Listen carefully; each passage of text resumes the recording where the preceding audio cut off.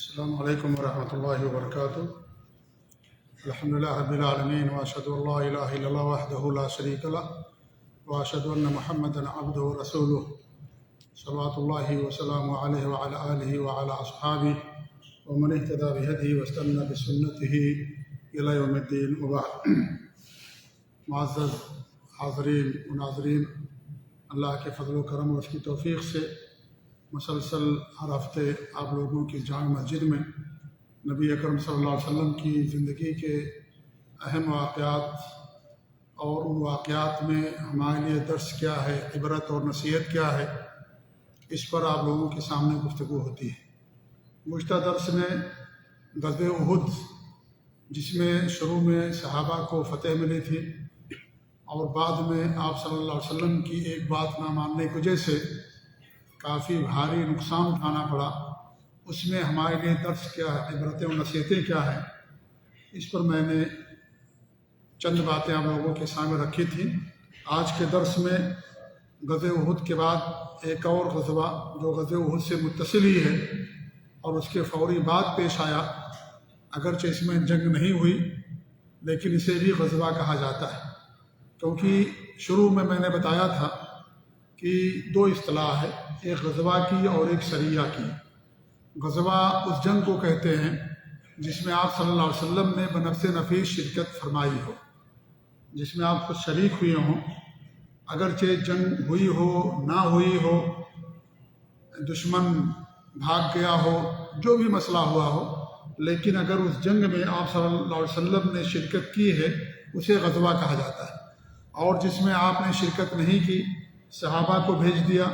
کسی صحابی کو کمانڈر اور سپہ سالار بنا کر کے بھیج دیا،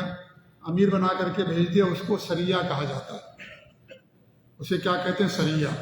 تو یہ غزوہ جو پیش آیا غزوہ احد کے بعد، اس غزوے کا نام ہے غزوہ حمراء الاسد۔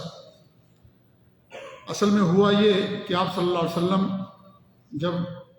غزوہ احد کے بعد مدینہ تشریف لے گئے تو پوری رات آپ نے اس جنگ سے جو صورتحال پیدا ہوئی اس پر غور و فکر میں آپ نے پوری رات گزار دی۔ آپ کو اندیشہ لاحق ہوا کہ کہیں مکہ کے مشرکین دوبارہ مدینے پر حملہ نہ کر دیں، کیونکہ اس میں انہیں کامیابی ملی تھی اور مسلمانوں کو بھاری نقصان اٹھانا پڑا تھا۔ تو آپ صلی اللہ علیہ وسلم کو اندیشہ لاحق ہوا کہ کہیں ایسا نہ ہو کہ دوبارہ پلٹ کر کے وہ مدینے پر آ کر کے حملہ کر دیں، اور یہ جو ان کو فتح ملی یا جو ہمیں نقصان پہنچا، کہیں اس کی بنا پر وہ اس کا ناجائز فائدہ اٹھا کر کے ہمارے اوپر حملہ نہ کر دیں۔ اس لیے آپ صلی اللہ علیہ وسلم نے جب رات گزاری صبح ہوتی ہے، آپ نے اعلان کر دیا کہ ہمیں دشمن کے تعاقب کے لیے نکلنا ہے، اور آپ نے یہ بھی اعلان کیا کہ وہی لوگ نکلیں گے جو جنگ احد میں شرکت جنہوں نے کی تھی۔ اب تمام صحابہ کرام زخموں سے چور تھے، ابھی ایک رات پہلے کا واقعہ تھا، لیکن تمام صحابہ کرام نے آپ کی بات پر لبیک کہا اور سب نے اس جنگ کے اندر شرکت کی حامی بھر لی۔ ایک صحابی ہیں جابر رضی اللہ تعالیٰ عنہ، جن کی بڑی بہنیں تھیں، کافی بہنیں تھیں، تو ان کے والد صاحب نے بہنوں کی وجہ سے جنگ میں جانے سے روک دیا تھا، تو جنگ احد میں شرکت نہیں کر پائے تھے۔ تو انہوں نے اللہ کے رسول صلی اللہ علیہ وسلم سے اجازت مانگی کہ میں اس وجہ سے جنگ میں شریک نہیں ہو پایا تھا، لہذا مجھے آپ جنگ میں جانے کی اجازت دی۔ تو آپ صلی اللہ علیہ وسلم نے جابر رضی اللہ تعالیٰ عنہ کو جنگ میں جانے کی اجازت دی۔ پھر آپ صحابہ کرام کو لے کر کے دشمن کے تعاقب میں ان کا پیچھا کرنے کے لیے نکل پڑے کہ کہیں ایسا نہ ہو کہ وہ پلٹ کر کے وار کر دیں ہمارے اوپر، چونکہ انہیں کامیابی ملی تھی، لہذا ہو سکتا ہے ایسا، اس لیے آپ نے ان کے غرور کو اور جو جنگ میں ان کو کامیابی ملی اس غرور کو مٹانے کے لیے آپ صلی اللہ علیہ وسلم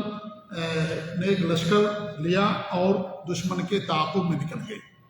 حمراء الاسد ایک جگہ کا نام ہے اور یہ مدینے سے تقریباً 8 میل دوری پر واقع ہے۔ مدینہ منورہ سے 8 میل دوری پر حمراء الاسد ایک علاقہ، آپ وہاں تشریف لے گئے اور وہاں خیمہ زن ہو گئے۔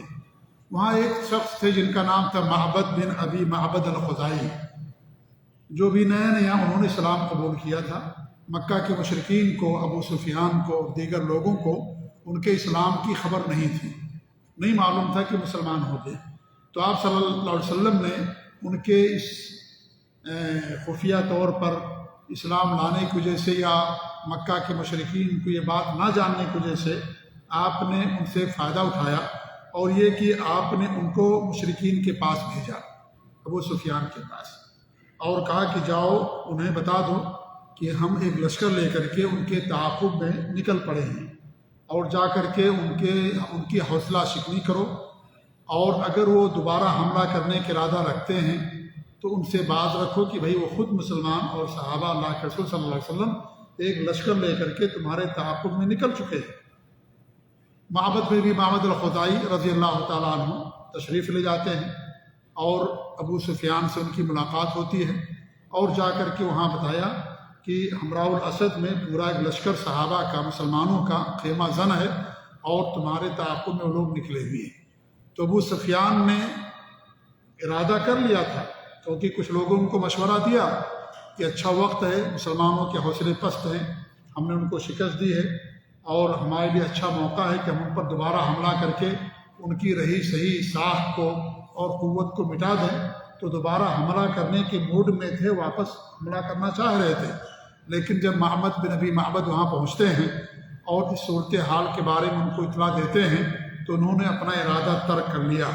اور انہوں نے کہا معبد بن ابی معبد الخزاعی نے کہ بہتر یہی ہے کہ تم صحیح سلامت مکہ چلے جاؤ اور دوبارہ حملہ کرنے کی جسارت نہ کرو، جو تمہیں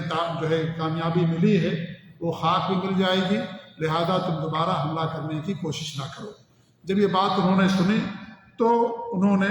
اسی میں عافیت سمجھی کہ ہم مکہ واپس چلے جاتے ہیں۔ اس موقع پر اللہ رب العالمین نے سورہ آل عمران میں ایک آیت اتاری ہے کہ الذین استجابوا للہ والرسول من بعد ما اصابهم القرح للذین احسنوا منہم واتقوا اجر عظیم، کہ جنہوں نے اللہ اور اس کے رسول صلی اللہ علیہ وسلم کی بات کو مانا، تسلیم کیا، من بعد ما اصابهم القرح، انہیں تکلیف پہنچنے کے باوجود، زخموں سے چور تھے، شکست ملی تھی یا کافی نقصان اٹھانا پڑا تھا، اور بڑے بڑے صحابہ کرام شہید بھی ہوئے، حضرت امیر حمزہ رضی اللہ تعالیٰ عنہ جو شہیدوں کے سردار جنہیں آپ نے قرار دیا ان کی شہادت ہوئی، اور دیگر لوگوں کی شہادت ہوئی، تو انہیں کافی تکلیف پہنچی تھی۔ اس کے باوجود بھی جب آپ صلی اللہ علیہ وسلم نے اعلان کیا ان پر حملہ کرنے کا، تعاقب کرنے کا، تو تمام صحابہ تیار ہو گئے اور آپ کی بات کو تسلیم کر لیا۔ وہی اللہ فرماتا ہے کہ الذین استجابوا للہ والرسول، جنہوں نے اللہ اور اس کے رسول کی بات کو تسلیم کر لیا، حکم مان لیا نکلنے کا، من بعد ما اصابهم القرح، زخم اور تکلیف اور مصیبت پہنچنے کے باوجود، للذین احسنوا منہم واتقوا، جنہوں نے احسان کیا، تقوی اختیار کیا، ان کے لیے کیا اجر عظیم ہے۔ اللہ نے ان کے اس موقف کی تعریف کی، مدح کی، اور کہا کہ ان کے لیے اجر عظیم ہے کہ زخم اور تکلیف کے باوجود فوری طور پر نبی اکرم صلی اللہ علیہ وسلم کی بات انہوں نے تسلیم کر لی۔ آپ اسے اندازہ لگائیں کہ صحابہ کرام کی فضیلت اور منقبت کا اندازہ، کہ ابھی زخموں سے چور ہیں، پریشان ہیں، لیکن اس کے باوجود بھی اللہ کے رسول صلی اللہ علیہ وسلم کا حکم آتا ہے، فوراً نکل جاتے ہیں اور دشمن کا تعاقب کرنے کے لیے تیار ہو جاتے ہیں۔ آپ کی بات ختم ہونے سے پہلے آپ کے حکم پر عمل کرنے کے لیے تیار ہو جاتے ہیں۔ اسی لیے اللہ رب العالمین نے صحابہ کرام کے لیے جنت کا وعدہ کیا، بشارت سنائی، اور ان سب کے لیے جنت کا وعدہ کیا ہے، کیونکہ انہوں نے ایسی حالت میں نبی کی مدد کی جب پوری دنیا والوں نے آپ کا انکار کیا، آپ کو تکلیفیں پہنچائی، مکہ سے نکل جانے پر مجبور کیا، اور آپ کی جان کے اور قتل کے بھی درپے ہوئے۔ ایسی صورت میں جب پوری دنیا والوں نے ہمارے نبی صلی اللہ علیہ وسلم کو ٹھکرایا اور آپ کا مذاق اڑایا اور آپ کو کذاب اور جھوٹا قرار دیا، نعوذ باللہ، ایسے موقع پر صحابہ کرام نے جان سے، مال سے، ہر طرح سے ان کی مدد کی۔ اس لیے اللہ رب العالمین نے ان کے لیے جنت الفردوس کا وعدہ کیا۔ وَكُلًّا وَعَدَ اللَّهُ الْحُسْنَىٰ، اللہ فرماتا ہے جو فتح مکہ سے پہلے ایمان لائے، جو فتح مکہ کے بعد ایمان لائے، ہم نے سب کے لیے جنت کا وعدہ کیا ہے۔ وَكُلًّا وَعَدَ اللَّهُ الْحُسْنَىٰ، حسنہ کہتے ہیں جنت کو۔ قرآن میں جہاں بھی الحسنہ کا لفظ آیا ہوا ہے مفسرین نے بیان کیا ہے، عبداللہ بن عباس رضی اللہ تعالیٰ عنہ جو مفسر قرآن ہیں، حبر امت ہیں، اس سے مراد جنت ہے۔ تو اللہ رب العالمین ان تمام صحابہ کے لیے جنت کا وعدہ فرمایا، کیونکہ آپ دیکھیے ابھی ابھی جنگ سے واپس ہو رہے ہیں، کسی نے کوئی بہانہ تلاش نہیں کیا، سب تیار ہو گئے کہ ہم چلیں گے اور ان کا تعاقب کریں گے اور ان سے لڑائی کریں گے، سب کے سب تیار ہو گئے، زخموں سے چور ہیں، پریشان ہیں، لیکن پھر بھی تو اللہ رب العالمین نے ان کے اس موقف کی تعریف کی اور ان کے لیے اجر عظیم کا وعدہ کیا۔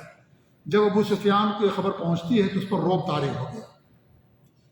اور اس نے اسی میں عافیت سمجھی، کیونکہ اس وقت مسلمان نہیں ہوئے تھے، بعد میں اسلام قبول کیا۔ فتح مکہ میں ابو سفیان رضی اللہ تعالیٰ عنہ نے اس وقت مسلمان نہیں ہوئے تھے، تو ان پر خوف طاری ہو گیا اور اس نے اسی میں عافیت سمجھی کہ وہ مکہ کی طرف جائیں واپس اور مدینے پر حملہ کرنے کے ارادہ ترک کر دیں۔ آپ صلی اللہ علیہ وسلم 3 دنوں تک حمراء الاسد میں آپ نے قیام کیا، اور جب لشکر وہاں سے کافروں کا نکل گیا اور مکہ کی طرف کافی دور نکل گیا تو 3 دن تک آپ نے وہاں قیام کیا، اس کے بعد آپ واپس ہوئے، کیونکہ آپ کو خطرہ تھا کہیں ایسا نہ ہو کہ وہ دوبارہ آ کر کے حملہ کر دے، اور تو اگر حملہ کرتے ہیں تو مدینہ پہنچنے سے پہلے ہی ان کو یہاں روک دیا جائے گا اور یہیں پر ان سے جنگ کی جائے گی۔ 3 دنوں تک آپ نے قیام کیا، لیکن جب کوئی ادھر سے کوئی حملے کی کوئی خبر نہیں پہنچی آپ کو تو پھر آپ وہاں سے واپس ہوئے اور مدینہ آنے لگے۔ راستے میں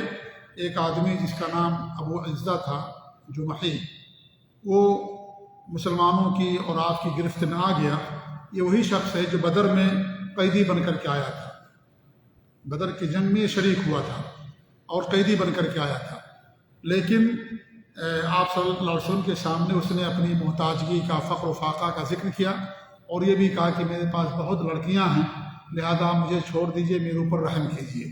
تو آپ صلی اللہ علیہ وسلم نے رحم کرتے ہوئے اس کو چھوڑ دیا تھا، لیکن اس سے وعدہ لیا تھا،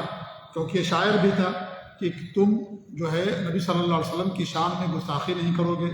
صحابہ کی شان میں گستاخی نہیں کرو گے، اور جو دشمنان ہیں تم ان کا ساتھ نہیں دو گے اور ان کے جذبات کو ہمارے خلاف نہیں بھڑکاؤ گے، کیونکہ جو شاعر ہوتا ہے اس کی شاعری میں تاثیر ہوتی ہے اور اس کا اثر ہوتا ہے۔ تو آپ نے اس سے وعدہ لیا اور اس نے وعدہ کیا تھا کہ ہم اب اپنے اشعار آپ کے خلاف نہیں کہیں گے، لیکن اس نے وعدہ توڑ دیا اور لوگوں کو اللہ کے رسول صلی اللہ علیہ وسلم کے خلاف بھڑکایا، صحابہ کے خلاف بھڑکایا، اور نہ صرف بھڑکایا بلکہ غزوہ احد کے اندر اس نے وہ شریک بھی ہوا، غزوہ احد کے اندر جنگ لڑنے کے لیے بھی آیا، اتنی اس نے جرات کی۔ اور جب قافلہ مکہ کو واپس جا رہا تھا پیچھے رہ گیا وہ اور پکڑا گیا وہ، پھر اس نے وہی کہا کہ میری بیٹیاں ہیں، مجھے چھوڑ دیجئے، دوبارہ میرے اوپر رحم کیجئے، آپ بڑے رحم دل ہیں، مہربان ہیں۔ تو ماں نبی صلی اللہ علیہ وسلم نے کہا کہ اب میں تمہیں دوبارہ نہیں چھوڑ سکتا، کہ تم مکہ کے اندر جاؤ اور کہو کہ ہم نے محمد صلی اللہ علیہ وسلم کو 2 بار دھوکہ دیا، لہذا اب میں تمہیں نہیں چھوڑ سکتا۔ آپ نے حکم دیا صحابہ کو اور اس طریقے سے اسے قتل کر دیا گیا۔ جی، تو یہ بھی راستے کے اندر پکڑا گیا تھا۔ مفسرین نے یا مورخین نے بات لکھی ہے کہ آپ صلی اللہ علیہ وسلم کا ان حالات میں حمراء الاسد تک جانا یہ آپ کی شجاعت اور استقامت کی دلیل ہے، کہ آپ کا دشمن کا تعاقب کرنا اور ان کا پیچھا کرنے کے لیے نکلنا ان حالات میں، جن حالات میں آپ کو کافی تکلیف اٹھانی پڑی اور کافی نقصان اٹھانا پڑا، یہ آپ کی استقامت کی، شجاعت کی، بہادری اور صبر کی بہت واضح دلیل ہے، اور ساتھ ہی ساتھ صحابہ کی بھی شجاعت اور بہادری اس سے واضح اور ثابت ہوتی ہے۔ اور اس میں ایک بات کی طرف اشارہ بھی موجود ہے کہ گرچہ احد کے دوسرے راؤنڈ میں صحابہ کرام کو تکلیف پہنچی، مشرکین کو برتری حاصل ہوئی، لیکن اسے فتح نہیں کہا جا سکتا ہے۔ اس میں اس بات کی طرف بھی اشارہ ہے، خاص طور سے علامہ صفی الرحمن مبارک پوری رحمۃ اللہ علیہ نے بہت ہی واضح انداز میں بات لکھی ہے کہ غزوہ احد کے اندر گرچہ مسلمانوں کو شکست ہوئی، یعنی نقصان اٹھانا پڑا اور کافی جانی نقصان ہوا، لیکن اسے مشرکین کی فتح سے تعبیر نہیں کیا جا سکتا، اور اس کے بہت سارے انہوں نے اسباب لکھے ہیں۔ ایک سبب یہ بھی لکھا ہے کہ اگر یہ شکست ہوتی یا ان کی فتح ہوتی تو آپ صلی اللہ علیہ وسلم فوراً ایک بڑا لشکر لے کر کے ان کے تعاقب کے اندر نہ نکلتے، نمبر ایک۔ نمبر دو، اس وقت کا دستور یہ تھا کہ جب کسی قوم کو فتح اور لشکر کو فتح ملتی تھی تو وہ لشکر وہاں پر کئی دنوں تک قیام کرتا تھا اور وہ جشن مناتا تھا، خوشی مناتا تھا کہ ہمیں فتح ملی ہے اور ہمارے دشمن کو شکست ہوئی ہے۔ لیکن غزوہ احد میں کیا ہوا؟ معاملہ اس کے برعکس ہوا کہ جتنے مشرکین تھے فوراً وہ لوگ وہاں سے نکل پڑے، کوئی وہاں نہیں رکا۔ احد میدان میں سارے کے سارے مشرکین جو ہے وہاں سے نکل پڑے، کوئی وہاں نہیں رکا۔ تیسری بات انہوں نے بیان کی ہے کہ مسلمانوں کے مال کو انہوں نے نہیں لوٹا۔ جو قوم جسے فتح ملتی ہے، جیت ملتی ہے، وہ جب بھاگ جاتے ہیں، اور جو شکست خوردہ جو قوم ہوتی ہے، لشکر ہوتا ہے، جو بھاگتا تو مال اور سامان چھوڑ کر کے بھاگتا۔ یہاں یہ صورتحال نہیں تھی۔ کچھ صحابہ ضرور بھاگے تھے غزوہ بدر کے اندر اور اللہ نے ان کو معاف کر دیا، لیکن اکثر لوگ ڈٹے تھے، اس لیے سارا کا سارا مال اور سامان مسلمانوں کی اپنی حفاظت میں تھا، اس لیے کافروں کو مال لوٹنے کا موقع ہی نہیں ملا۔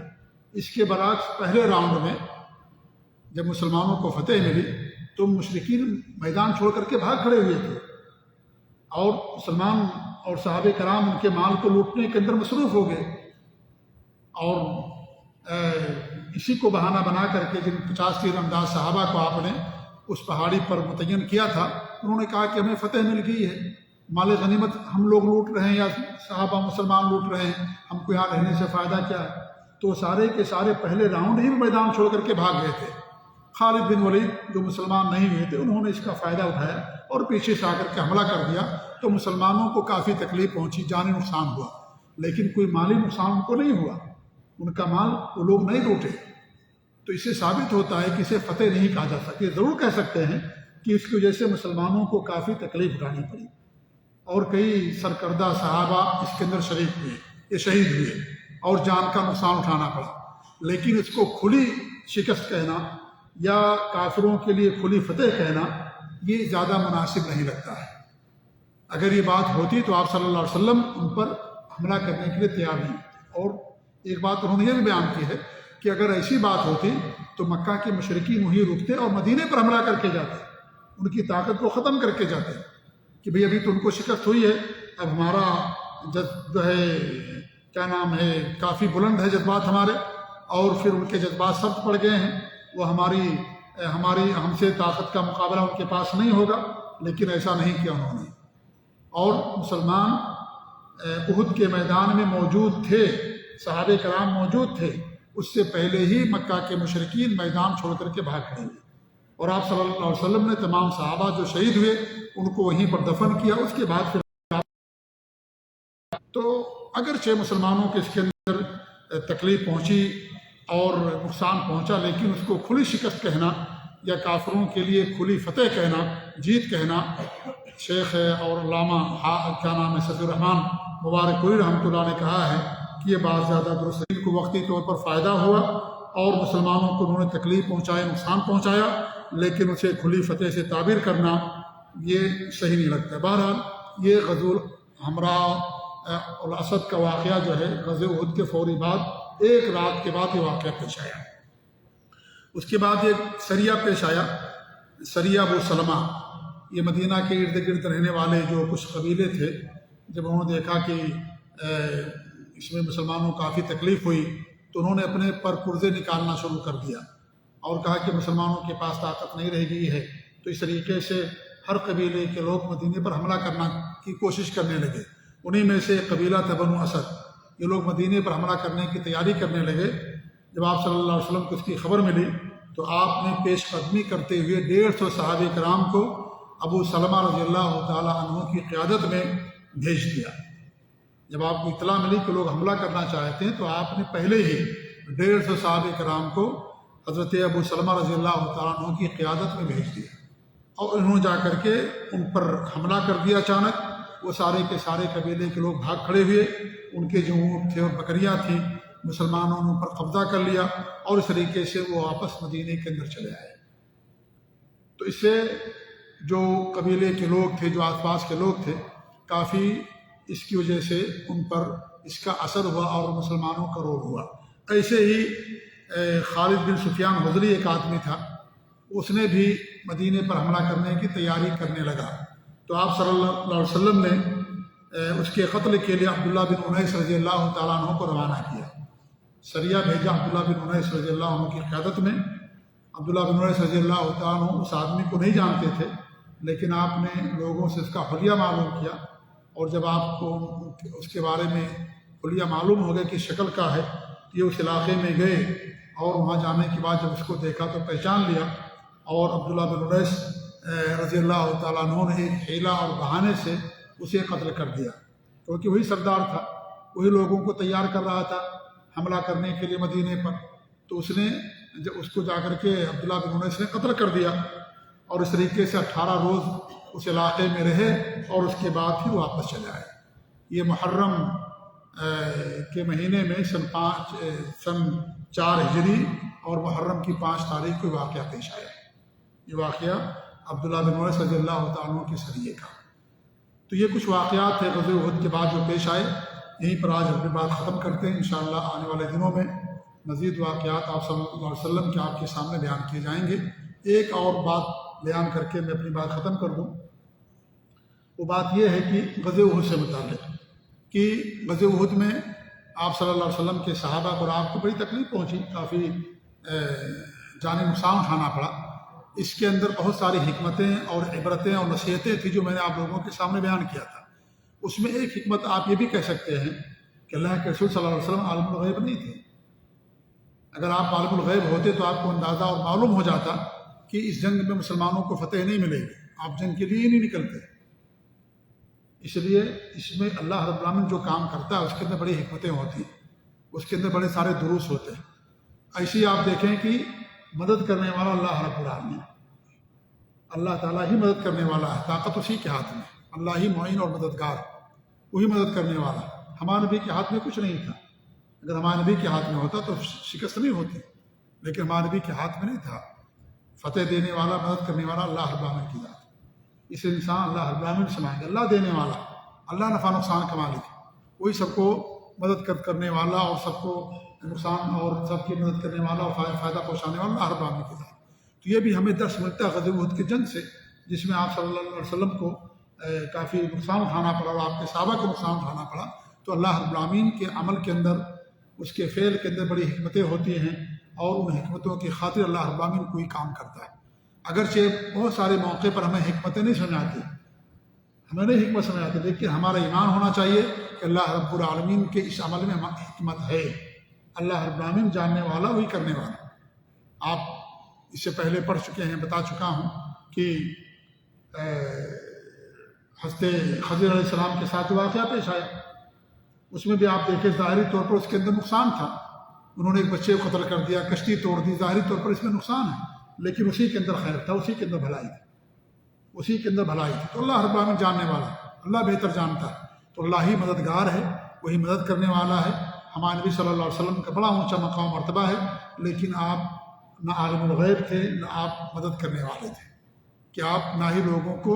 جنگ میں فتح دلانے والے تھے۔ اللہ رب العالمین کے ہاتھ میں ہے، وہ جس کو چاہے فتح دے، جس کو چاہے شکست دے، اللہ رب العالمین کے ہاتھ میں ہے۔ یہ بھی ہمیں ایک عقیدے کا اہم مسئلہ اس جنگ کے سے ہمیں سمجھ میں آتا ہے اور پتہ چلتا ہے۔ اللہ رب العالمین ہمارے عقیدے کی اصلاح فرمائے۔ اللہ رب العالمین اپنے نبی صلی اللہ علیہ وسلم کی سیرت کو ہمیں جاننے اور پھر اس پر عمل کرنے کی توفیق عنایت فرمائے۔ جزاکم اللہ خیر، وصلی اللہ علی محمد وعلی آلہ وصحبہ اجمعین۔ السلام علیکم و رحمۃ اللہ وبرکاتہ۔